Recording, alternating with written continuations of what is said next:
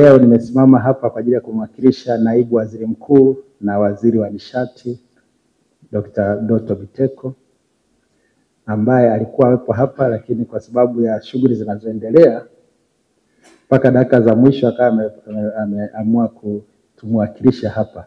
Nawapongeza sana kwa maandalizi mazuri na kufanikisha kongamano hili kubwa, kongamano ambalo litaangazia jinsi maendeleo ya teknolojia yanavyoweza kutumika katika kutatua changamoto za afya za sasa na zijazo, hususan tunapoanza utekelezaji wa Dira ya Taifa ya Maendeleo 2050. Serikali imekamilisha usimikaji wa huduma za tiba mtandao katika hospitali mbalimbali nchini. Hadi sasa tuna jumla ya hospitali 25 zinazotumia huduma hii, hospitali za rufaa za mikoa 18, hospitali za rufaa za kanda 3, na hospitali maalum 3 na hospitali ya taifa ya Muhimbili. Matumizi ya mfumo huu yanasaidia kuimarisha utoaji wa huduma za afya nchini na kupunguza gharama kwa wananchi kusafiri umbali mrefu kutafuta huduma za kibingwa na bingwa bobezi. Serikali imeimarisha huduma za uchunguzi wa mionzi na matibabu kwa wagonjwa. Katika kutumia huduma hii, serikali imenunua na kusimika vifaa tiba vya uchunguzi wa matibabu ya wagonjwa vyenye thamani ya shilingi bilioni 228.1.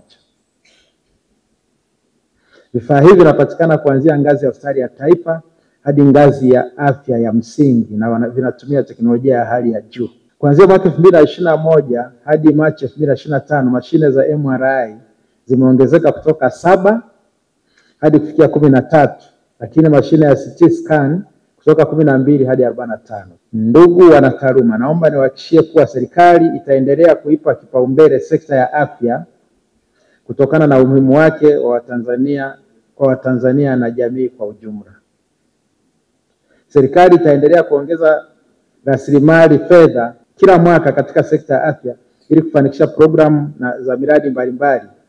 Kwa mfano, mwaka 2023-24 serikali itenga jumla ya shilingi trilioni 2.46, na kwa mwaka huu mwaka 2024-25 ilitenga kiasi cha shilingi trilioni 2.54.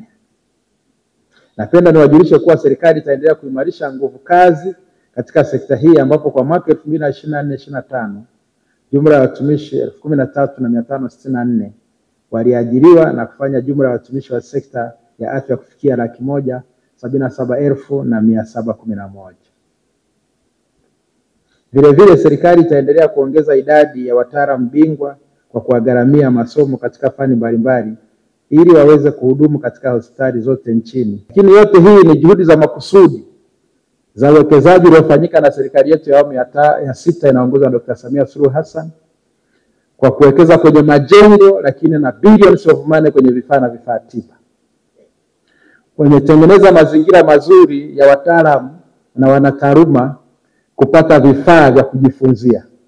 Nashukuru kuona University of Dodoma mmesema mnafanya matumizi sahihi ya hivyo vifaa kwa health facilities zilizoko karibu na nyie. Sasa wanafunzi, zamani mtu alikuwa akitia CT scan unaiona tu kwenye makaratasi, lakini sasa hivi vipo kabisa vile vifaa, na kuna watu wanafundishwa sasa namna ya kuvimaintain vile vifaa. Lakini juhudi zote hizi, uwekezaji mkubwa huu kwenye sekta hii ya afya, pia na sekta ya elimu ambapo sisi ndipo tulipo, nimeona kuna mambo ambayo umesema hapa yanahitaji ushirikiano: Wizara ya Afya, Wizara ya Elimu, Wizara ya Ofisi ya Rais TAMISEMI, vyote tukishirikiana kama alivyosema mkuu wa mkoa pale, mwakilishi mkuu wa mkoa, walaji wa utafiti wenu actually walipaswa pia wengine kuwepo hapa wengi zaidi. Niseme tu kwamba huu ni kongamano la pili ambalo Chuo Kikuu cha Dodoma kinaandaa kwa ajili ya kushirikishana na wadau wetu wengi mambo ya utafiti na ubunifu, na pia uzoefu ambao tunaupata katika huduma mbalimbali tunazotoa katika kufundisha, lakini katika hospitali ambazo nitataja baadaye ambapo tunashiriki kwenye tiba.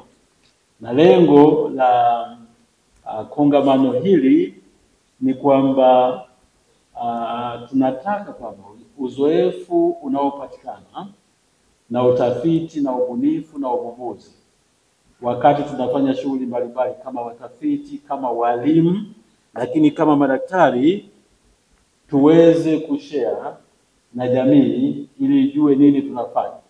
Na hasa tumezingatia kwamba Chuo Kikuu cha Dodoma ni chuo kikuu cha umma na kilijengwa kwa malengo ya kwamba kile ambacho chuo hiki kinafanya ni lazima kiwe ni kwa ajili ya faida ya Watanzania.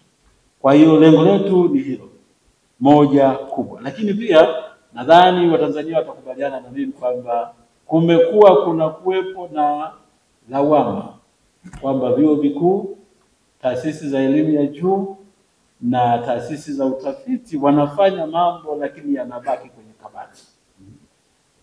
Hatujawahi kufanya research specifically to substantiate that.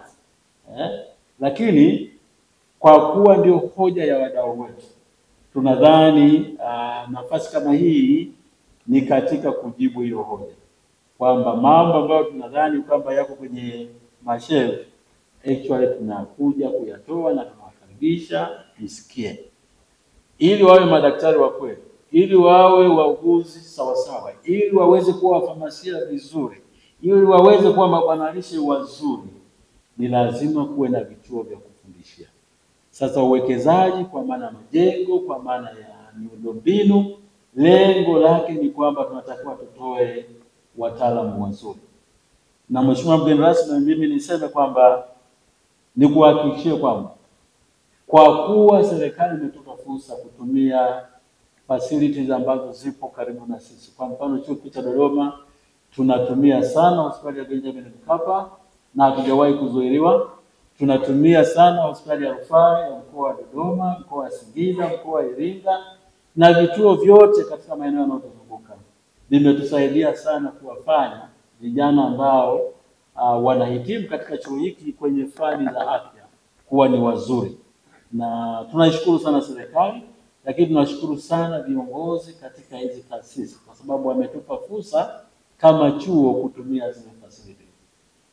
Lakini kwa hali ilivyo, unaona jinsi ambavyo Watanzania wanajua kupanga mipango yao vizuri. Walipokuwa wanajenga chuo kikuu cha kutayarisha madaktari, manesi na wengine, walijenga na hospitali jirani. Kwa hiyo kuwepo kwa Benjamin Mkapa na Chuo Kikuu cha Dodoma karibu sio by accident, ni mpango uliokuwepo toka